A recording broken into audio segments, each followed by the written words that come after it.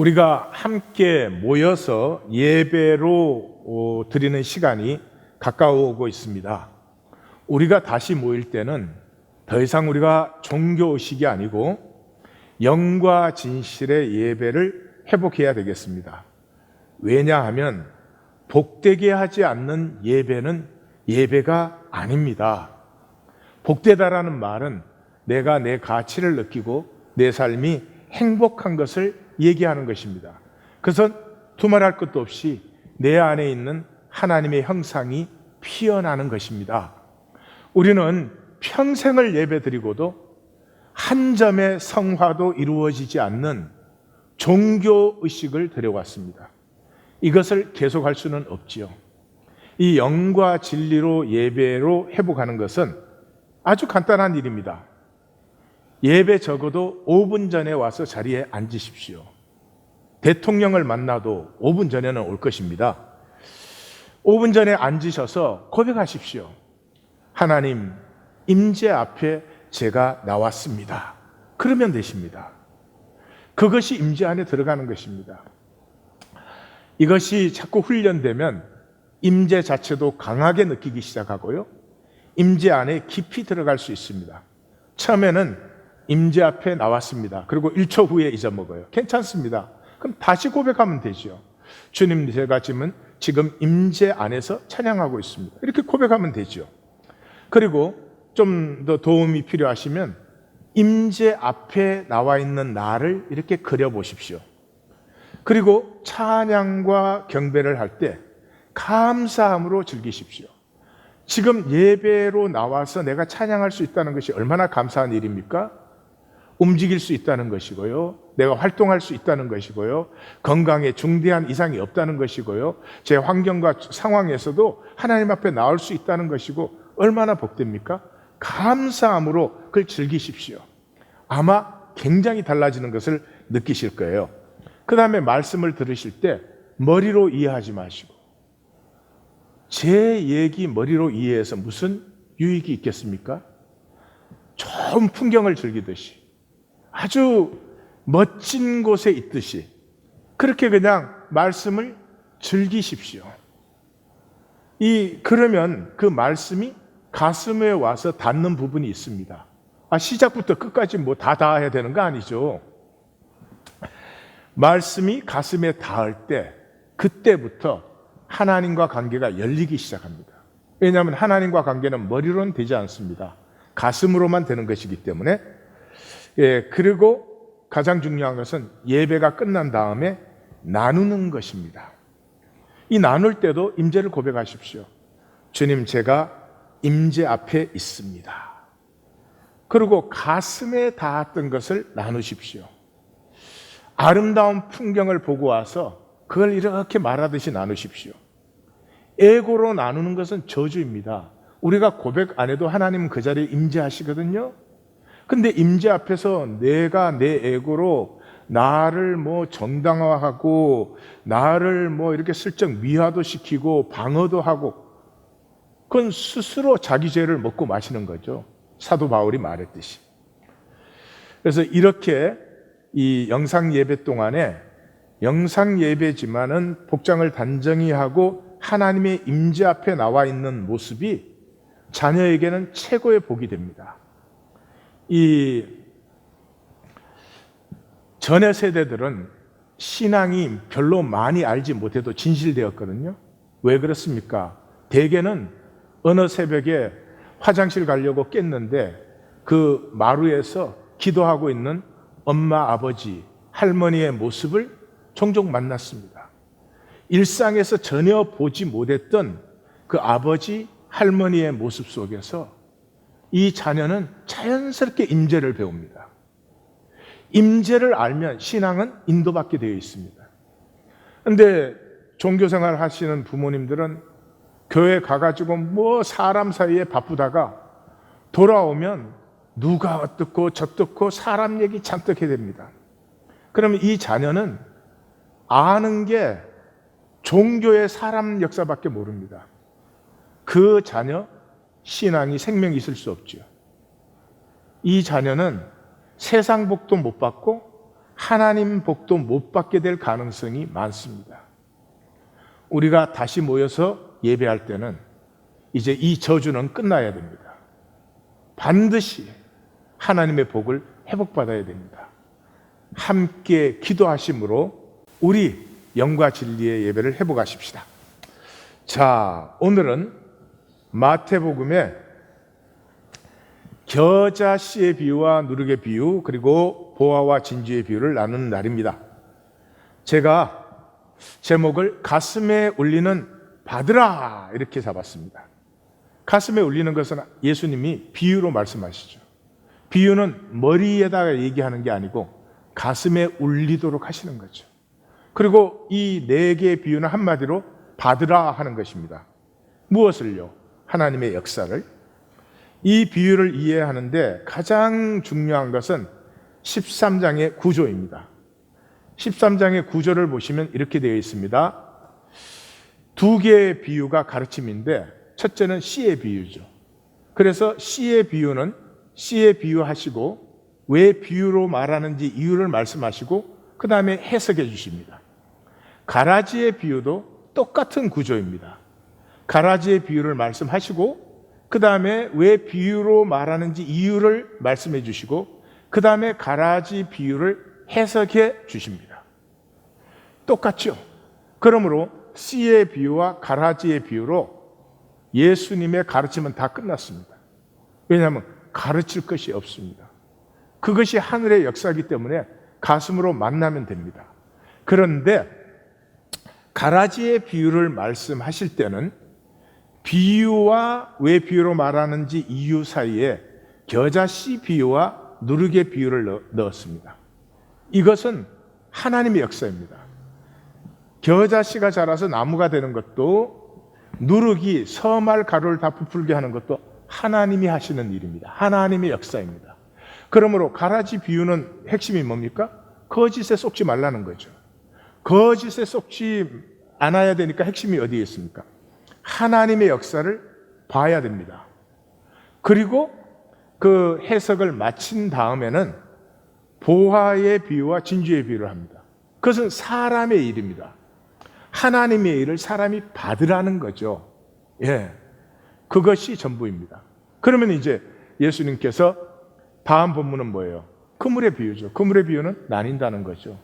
그리고 앞에 서론이 있었듯이 결론이 있어서 끝납니다. 그러면 성도님들, 그러면 저 그물의 비유와 결론 부분은 뭐 얘기할 게 별로 없겠네.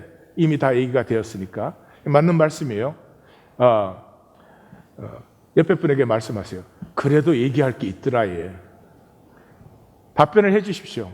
그래서 먹고 살잖니, 얘. 예.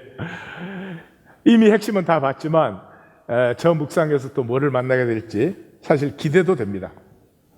그래서 오늘의 본문을 다 정리하면, 첫째, 예수님의 가르침은 씨의 비유와 가라지의 비유로 all done, 다 마쳤습니다. 가라지의 비유를 말씀하실 때는 그냥 말씀한 게 아니라 거짓에 쏙지 않도록 행동 지침이 나오는 거죠. 그것이 오늘 4개의 비유입니다. 그래서 짧습니다. 부모가 자식에게 얘기를 다 하고 나서 이렇게 마감할 때 줄여서 행동 지침을 주잖아요. 이렇게 해야 돼. 너 그렇게 해서는 안 돼. 이렇게. 예, 마치 그런 것과 마찬가지입니다. 그래서 이 행동 지침은 무엇입니까? 하나님의 역사, 겨자씨에서 나무를 피워내는 하나님의 역사를 너는 꼭 받아라 하는 것이 이 오늘 본문의 중심이죠. 자, 하나님의 역사 우리 다시 한번 보면은 뭐예요? 길가밭, 돌밭, 가시덤불밭을 지나서 좋은 밭이 되어서 100배, 60배, 30배 열매를 맺는 것이죠. 그래서 이 과정에서 주의할 것은 마귀가 속이는 거짓이에요. 그 거짓에 속으면 스스로 속여요. 스스로 속이면 뭐를 해요? 쉬운 길로 가요. 쉬운 길로. 십자가를 절대로 지지 않으려고 그래요. 종교는 십자가를 지지 않으려고 만든 것이에요. 그렇기 때문에 종교 생활은 아무리 해도 열매가 없습니다. 아무리 해도 복이 없어요. 십자가를 져야 내가 피어나고 내가 열매 맺고 진정한 행복을 누리게 되는 것입니다. 이제 뒤에서 보십시다.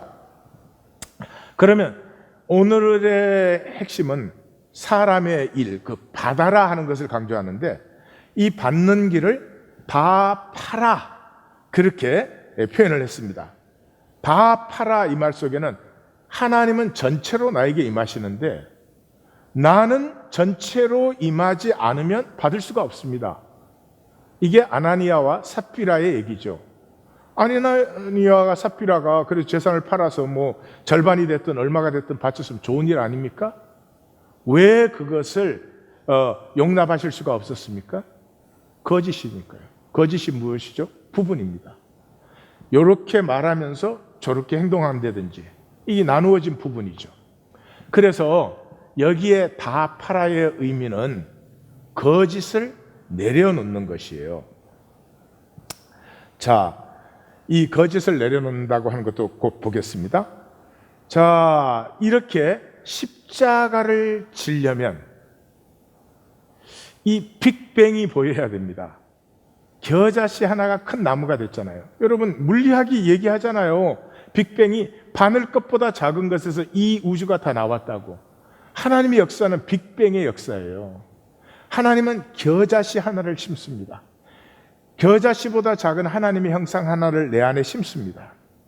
근데 그 하나님의 형상이 피어나면 우주 전체를 품습니다. 우주 전체를 품어 삼깁니다. 그래서 천국의 비밀은 십자가의 비밀이에요. 십자가의 특징은 아주 작잖아요. 2000년 전 로마의 사형수로 이 세상에 가장 관심이 없는 팔레스타인에서 죽으셨어요. 그게 무슨 일을 이루어내겠어요? 죽어도 뭐 로마에서 죽었다 뭐 이러면 뭐가 또 될지 모르겠어요. 아무도 관심 갖지 않는 팔레스타인에서 죽으셨어요. 그 십자가가 온 세계를 뒤집어 버렸습니다. 이 천국의 비밀을 이해시킬 수 없어요. 논리로 설명할 수 없어요. 그래서 비유로 말씀하세요. 비유로 말씀하시면 이게 동시에 열리고 닫히고 해요. 자, 이것을 이렇게 이해하시면 안 돼요. 비유로 말씀하시면 어떤 사람은 못 알아듣고 어떤 사람은 알아듣고가 아니에요. 비유로 말하면 무슨 말인지 다 알아요. 다 아는데 닫히는 사람이 있고 열리는 사람이 있어요. 십자가를 져야 된다라고 말을 하면은 종교인은 다쳐요. 왜요? 자기 생존과 이익을 위해서 믿었거든요. 그러니까 다쳐버립니다. 그러나 십자가를 지라고 말하면 그것에 어찌할꼬 그러면서 에고의 껍질이 끼어져서 십자가를 지는 사람들이 생깁니다. 그게 열리고 닫히고요. 그런데 이 십자가를 지려고 하면 반드시 필요한 것이 있습니다. 그것은 세상 거짓에 절망해야 됩니다. 세상 거짓에 절망하지 않고 세상을 버릴 수 없습니다. 이 비유에 다 팔아라고 하는 것은 내일 제가 자세히 말씀드리겠지만, 제자들이 예수님을 따를 때 처음에 버려두고 그러잖아요. 버려두고. 바로 그 뜻입니다. 세상을 버리는 것입니다. 가치가 있음에도 버리는 게 아닙니다. 이건 아무런 가치가 없기 때문에 진짜 가치를 만났을 때 버리는 것이에요. 그래서 이 다 팔아라는 것은 조금 오해 가능성도 있어요. 우리 자신이 무슨 가치가 대단히 있는데 우리의 가치를 탁 버려서 더 큰 예수님의 가치를 받는 것처럼. 아니에요. 예수님 없이 우리는 거짓뿐이에요. 말 한마디에도 진실이 없었어요. 아무런 가치가 없어요. 이 현상의 허무, 현상의 허무라고 할 때는 인지적인 허무를 얘기하지 않습니다. 실제적입니다. 그래서 성경은 무저갱이라고 표현해요. 우리는 평생을 살고도 허무의 끝없는 허무의 나락에 떨어져요. 이 무저갱을 보지 않으면, 이걸 예수님은 지옥이라고 했죠. 이 지옥을 만나지 않고 십자가를 질 사람은 이 세상에 없습니다. 질 수도 없습니다. 그래서 십자가를 진 예수님을 이 비유는 보여주죠. 겨자씨 하나보다 작은데 십자가를 졌더니 예수 그리스도 주가 되었습니다. 교회가 똑같죠. 참으로 미미한 갈릴리 사람들이 아니냐, 그런 사람들이었습니다. 그러나 그들이 십자가를 졌을 때 교회는 만유 위에 영광이 되었죠. 십자가를 누리는 것을 보여주는 것입니다. 그러면 비유 자체로 들어가 보십시다. 사실 이건 뭐 크게 얘기할 게 없는 것입니다만은 예수님도 해석 안 하셨잖아요. 예. 겨자씨의 비유와 누룩의 비유는 하나님의 역사를 보여주는 것이죠. 예. 또 비유를 들어 이럴 때 이 또는 아와스. 그래서 24절에 가라지 비유를 할 때 또 비유를 할 때 똑같은 단어입니다. 그 다음에 33절에서 누룩의 비유를 할 때도 아와스, 똑같은 단어입니다. 그러나 나중에 이 보화와 진주의 비유에서는 우리는 같이 또라고 번역했고 하나는 생략해 버렸지만 그건 같은 단어가 아닙니다. 네, 그것은 제가 또 거기에서 말씀드리겠습니다. 그래서 천국은 마치 사람이 자기 밭에, 누가복음은 채소밭에 그랬어요. 이방인들에게 쓰여졌으니까 심은 겨자씨 하나를 같으니, 이게 이제 마태적인 강조예요. 이 종교의 성전, 막 어마어마한 거, 막 번쩍번쩍하는 제사장들, 이런 거 때문에 예수님이 무엇을 하셨는지가 또 흐려지는 거죠. 그래서 마태는 교회론을 두세 사람이 내 이름으로 모여. 만약에 성경에 이 말씀 못 썼으면 우리 정말 끝까지 종교인으로 남을 거예요.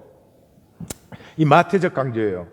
그래서 이는 모든 씨보다 작은 것이로 돼. 근데 마가복음에서는 땅에 심길 때에는 모든 씨보다 작은 것이로 돼, 이렇게 되어 있고, 자란 후에는, 마가복음은 심긴 후에는, 그 다음에 마가복음에서는 자라서 모든 풀보다 커졌다. 그래서 마가복음에서는 풀인데 풀 중에 가장 커졌다, 이렇게 되어 있고, 마태복음과 누가복음은 풀인데 나무가 되었다, 이렇게 되어 있습니다. 뭐 양쪽 다 같은 의미죠. 그래서 공중의 새들이 그 가지에 깃들게 되었다. 성경과 성경 전통은 공중의 새라는 것은 이방을 얘기합니다. 이방. 그래서 온 세계가 그 아래 깃들게 되는 것을 보여주고 있어요. 깃든다는 단어는 카타스키나오 그런 단어예요. 그래서 장막을 치다, 그런 뜻이니까 그 그늘 아래서 살게 된다, 이런 것이죠. 이 대표적인 것이 다니엘서 4장에 너부갓네살이 그 큰 나무가 되어서 열방이 그 아래 살고 품게 되는 것에 우리가 보여지죠. 자, 33절에서, 그러니까 이 겨자씨의 비유에서는 지금 어떤 거짓에 속지 말라고 경고하시는 거죠. 겨자씨는 가장 작은 것이에요. 물론 씨 중에 가장 작은 게 겨자씨는 아니지만 유대인들의 이 격언적인 표현이에요. 그러니까 겨자씨가 가장 작은데 나는 왜 이렇게 작을까? 나는 왜 사과씨보다도 작을까? 이러고 있지 말라는 거죠. 그렇지. 이 작은 것에서도 하나님은 온 세상이 깃드는 것을 피워낸다. 그러므로 너의 작은 것에 속지 말라는 거죠. 지금 세상은 뭡니까? 전부 우리 작은 거 아니야. 내가 뭐 학력이 있어, 뭐 내가 머리가 똑똑해, 내가 뭐 능력이 남보다 있어, 이러고 있어요. 얘 6인데 뭐 그렇지요. 뭐 내 안에 있는 하나님의 형상과 그 가능성을 보지 못하는 사람은 절대로 하나님의 역사를 받을 수가 없는 것입니다. 두 번째, 이 누룩의 비유에는 아와스, 또 비유로 말씀하시되 천국은 마치 여자가, 이때까지 사람 그러다가 여자가 나타났죠. 중요한 것입니다. 가루 서말 속에, 이 서말이면 이게 창세기 18장 6절에 아브라함이 그 나그네를 대접할 때 세 서하라고 되어 있는데, 서하가 말입니다. 그래서 한 서하가 13리터니까 이게 세 서하면 39리터가 되는 거죠. 그 당시로 100명, 지금은 떡 아니라 다른 음식도 많이 먹으니까 이게 한 300명분은 될 것입니다. 그러니까 큰 잔치입니다. 그래서 너 너 하는 말이 에크룹토 하는 단어인데 이게 44절 보화에 비유해서 크룹토, 그래서 똑같은 단어가 나오는데 히든, 숨겨졌다는 것입니다. 예. 그것을 전부 풀게 한 누룩과 같다, 그런 것이죠. 그래서 이 누룩의 비유에서 강조는 잔치입니다. 잔치. 야, 우리의 삶에 뭐가 즐거운 일이 그렇게 있냐? 이 세상에 육으로 사는데, 현상 속에 사는데, 이 질병, 고통, 어려움이 많은 속에 사는데 어디에서 잔치가 벌리지? Yes. 아무리 어려워도 우리 속에 있는 하나님의 형상이 피어나기 시작하면 우리의 삶은 잔치가 되어집니다. 모두가 하나가 되고 함께 즐기는 잔치가 되어주는 거죠. 이것이 하나님의 역사다. 다시 말해서 하나님은 극히 작은 것 속에서 온 우주를 품는 것을 품어내실 뿐만 아니라 그 삶의 과정에서 삶이 축제와 잔치되게 하는, 아픔과 어려움이 없어서가 아니라 아픔과 어려움 때문에 오히려 그것을 함께 손잡고 넘어가면서 서로가 즐거워하는 그런 잔치를 여신다. 그래서 꼭 받아라.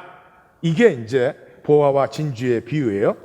자, 그 다음에 우리는 아마 그 보화의 비유에서는 우리는 또라는 말을 없애버렸더라고요. 왜 없었는지 모르겠는데 그 또라는 단어가 같은 단어가 아니고 팔린이라는 단어입니다. anew, 팔린, anew.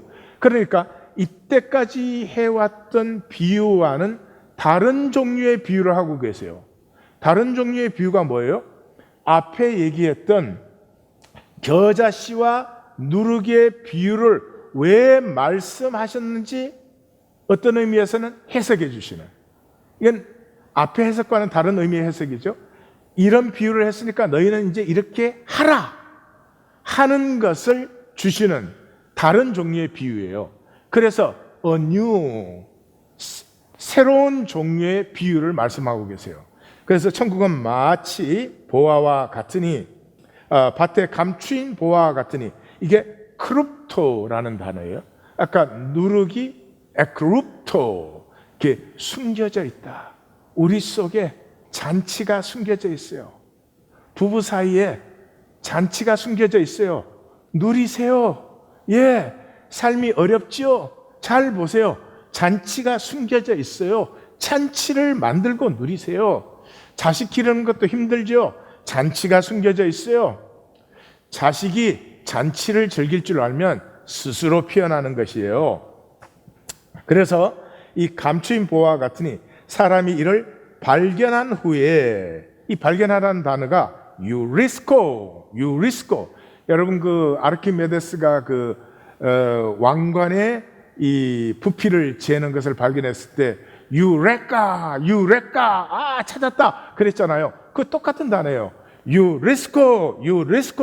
그래서 이건 그냥 어떻게 찾은 것이 아니고 질문하고 생각하고 관찰하다가 어떤 실행과 경험을 통해서 만난 깨달음을 얘기하는 거예요.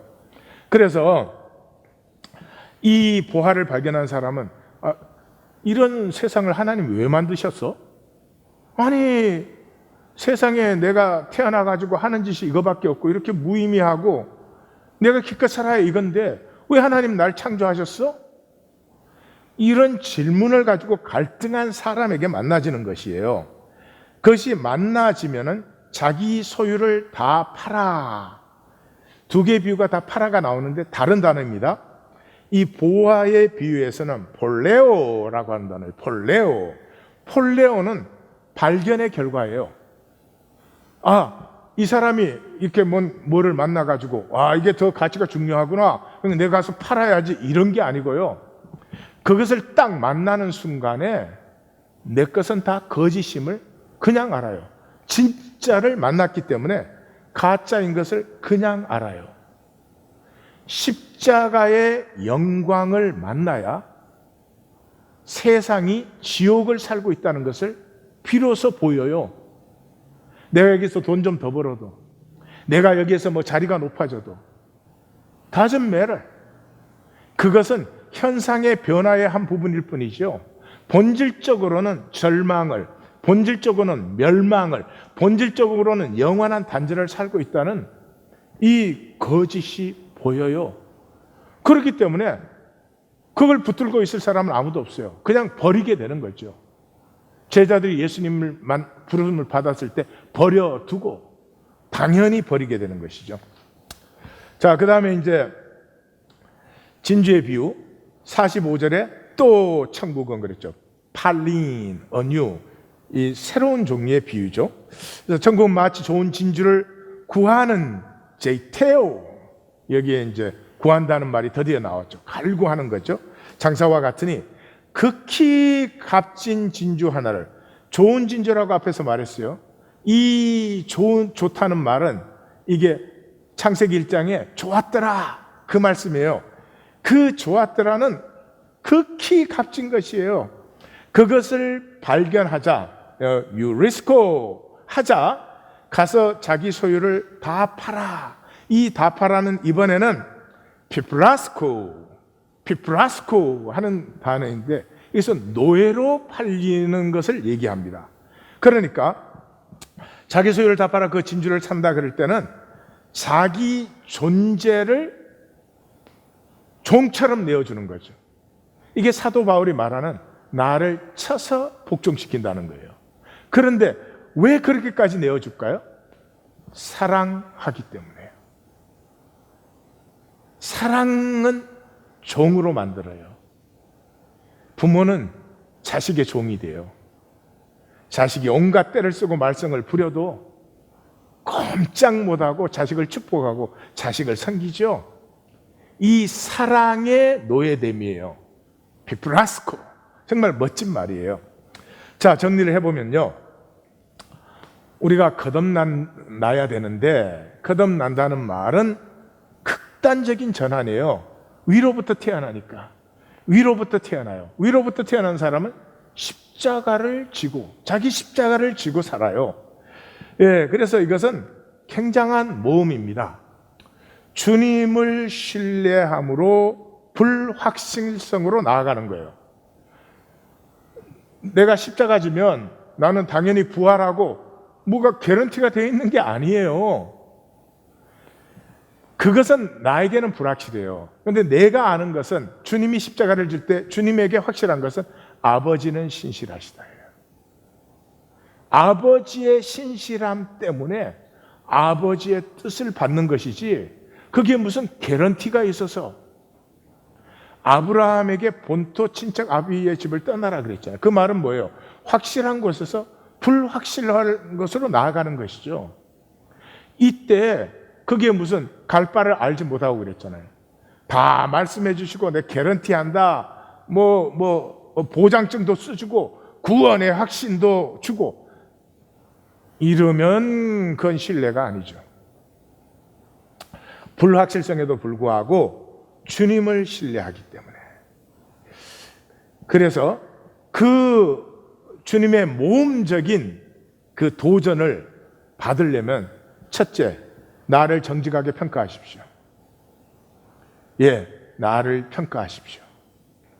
나는 행복한가? 물어보십시오. 스스로에게 물으세요. 나는 정말 보람되게 살고 있는가? 나는 나의 가치를 즐기고 있는가? 나에게는 꿈이 있는가? 꿈이 있으면 반드시 잘합니다. 나는 성숙하고 있는가? 나는 반드시 도착해야 될 소망이 있는가? 내가 정말 쓰러져 기어가는 한이 있어도 포기할 수 없는 소망이 있는가? 그것을 물어보십시오. 그게 없습니까? 가짜로 사는 것입니다. 사람들 앞에 척 하면서 행복한 척, 뭐가 된 척, 있는 척, 괜찮은 척, 뭐 이런 것이죠. 왜요? 우리는 인정받는 것에 중독된 사람들이에요. 우리는 다른 사람에게 칭찬들, 와, 뭐 가진 게 멋있네요, 뭐가 어쨌네요, 이러면 살맛이 나는 거죠. 우리는 이 인정과 칭찬, 이 나뭇잎 치마에 중독되어 있는 사람들이에요. 그래서 내가 나의 그 정말 불쌍한 상태, 허공을 치는 주먹질, 향방 없는 달리기, 썩어짐의 종로로 가는, 허무에 굴복하는 나를 만나기까지는 절대로 십자가 지지 않고 질 수 없습니다. 나를 아십니까? 아직도 내가 뭐뭐뭐 되면, 내가 돈 좀 더 벌면, 내가 뭐 이렇게 편안하게 은퇴하면 그러십니까? 아니요. 나를 아십니까? 겨자씨보다 작은 나를 아십니까? 그러나 그것이 하나님의 형상인 나를 아십니까? 이 나를 정직하게 만날 때 우리는 비로소 다 팔아가 가능한 것입니다. 아까 말씀드렸지만 상대적 가치가 아닙니다. 손익 계산에서 이쪽이 더 크기 때문이 아닙니다. 절대적 가치예요. 가짜였어요. 가짜를 살고 있었어요. 배설물이었어요. 그렇게 자랑스러웠던 것들이 배설물이었어요. 그게 가짜였기 때문에 버리고 진짜를 잡을 수밖에 없는 것이죠. 그리고 섭리를 점검하십시오. 하나님 도대체 나에게 무엇을 하고 계시나? 지금 내 삶에서 계속 어떤 도전을 하고 계신지 잘 살펴보십시오. 하나님 교회에 나오십니까? 도전을 받고 계시죠? 어떤 도전 받고 계십니까? 종교의 거짓 그만해라? 그런 도전 분명히 받고 계시죠. 또 어떤 도전 받고 계십니까? 말씀 만나라. 생각 아니고 사람의 가르침 아니고 하나님의 말씀, 그 인격 만나라. 그 계속 듣죠. 또 어떤 도전 받습니까? 너 마당만 밟고 다니는 제사드리기 끝내라.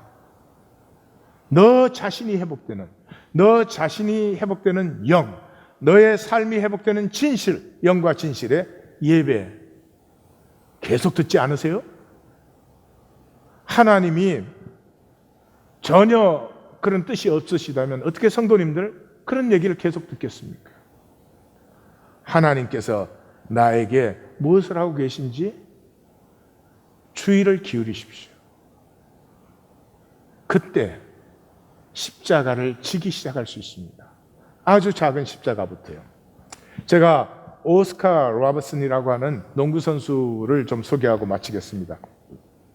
이분은 1960년대에서 60년대 74년까지 농구 선수를 했습니다. 그러니까 이때는요, 시합하러 가면 사람들이 다 소리쳤습니다. 깜둥이 나가라, 깜둥이 나가라 이렇게 했습니다. 그런데 사실은 지금도 사람들은 마이클 조던이 농구 선수 중에는 최고라고 얘기를 합니다.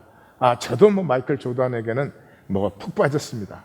그래도 제가 생각할 때 오스카 로버슨하고 비교하면은 저는 오스카 로버슨이 더 훌륭하게 보입니다. 14년간 메이저리그 베이스볼이 아니라 바스켓볼을 선수 생활을 했는데 12번 MVP에 뽑혔습니다. 12번 올스타에 뽑히고 그 중에서 3번은 MVP로 뽑혔습니다. 시즌 MVP로 여러 번 뽑혔고 루키 오브 더 이어로 뽑혔고 또 모든 기록을 다 갱신했습니다. 이 오스카 로버슨의 최고의 멋짐은 드리블에 있습니다. 환상적인 드리블이에요. 막지를 못했으니까. 그런데 이 로버슨에게 굉장히 유명한 일화가 있어요. 그때는 버스로 움직일 때니까요. 기자들이 버스에 따라다니는데 그 시멘트 도로 위에서 이렇게 기자가 농구공을 통통통 튀겼습니다. 그랬더니 이 오스카 로버슨이 얼른 달려가서 공을 탁 품어 안으면서 그 기자에게 이렇게 말했어요. 시멘트 위에서 공을 튀기면 공의 무늬가 닳아서 공의 균형이 깨어집니다. 이 무슨 말이죠? 이분이 공을 잡을 때는요, 공을 잡는 게 아니에요. 공의 그 표면을 전체를 느끼는 거예요. 공과 일체가 되어 있는 사람이에요. 그래서 그런 드리블이 나오는 것입니다.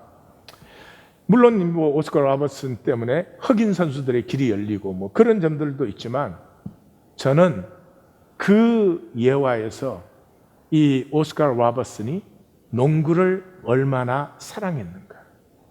이 당시에는 돈도 별로 못 받았습니다. 그 흑인이라고 차별받으면서도 농구를 그렇게 열심히 멋지게 한 이유는 농구를 사랑했기 때문입니다. 이 세상에 사랑 없이 피어나는 진짜는 없습니다. 뭐 한 가지를 해도요. 장사를 해도 그렇고요. 직장 생활을 해도 그렇고요. 제가 성도님들에게 질문합니다. I ask you, do you love Jesus? 예수님 사랑하세요? 예수님 사랑하지 않으면 헛일 하시는 거예요. 세상이 우리 속였죠? 대부분 뭐 사랑해요? 돈 사랑이에요. 돈 사랑해서 복이 옵니까? 아니요. 저주만 오죠. 짜증, 불평, 불만, 모든 것이 힘들고 모든 것이 어려운 것 같고 전체 원리를 보지 못하니 이렇게 속아서 거짓으로 살아요. 스스로 저주를 살아요. 우리가 다시 모여서 예배할 시간이 가까이 오는데 사랑하는 성도님들, 우리 함께 손잡고 하나님이 약속하신 복을, 하나님이 나를 자기 형상으로 창조하셨대요. 그리고 복을 주셨대요. 그리고 자기의 다스림을 나에게 위임해 주셨대요. 둘 중에 하나 아니겠어요? 거짓말이든지 진짜든지. 그러나 우리는 그것을 진짜라고 믿으니까 모이는 거 아니겠습니까? 그러니까 우리가 모인다면 우리는 이 복을 받아야 됩니다. 그게 하나님의 소원이고, 그게 하나님의 가슴이고, 그게 하나님의 우리를 향한 뜻입니다. 우리 다시 종교의식하러 모이지 마십시다. 코로나 바이러스 시작될 때 제가 이렇게 말씀드렸습니다. 우리 살아남으려고 하지 맙시다.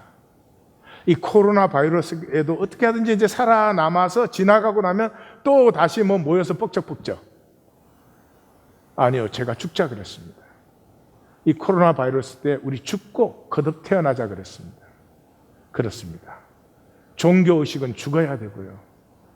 하나님을 신뢰하는 불확실성에 내가 알 수 없는 지경으로 하나님은 인도하심에도 불구하고 하나님을 신뢰함으로 하나님의 약속을 누리는 자리로 우리 모두가 함께 나아가기를 원합니다.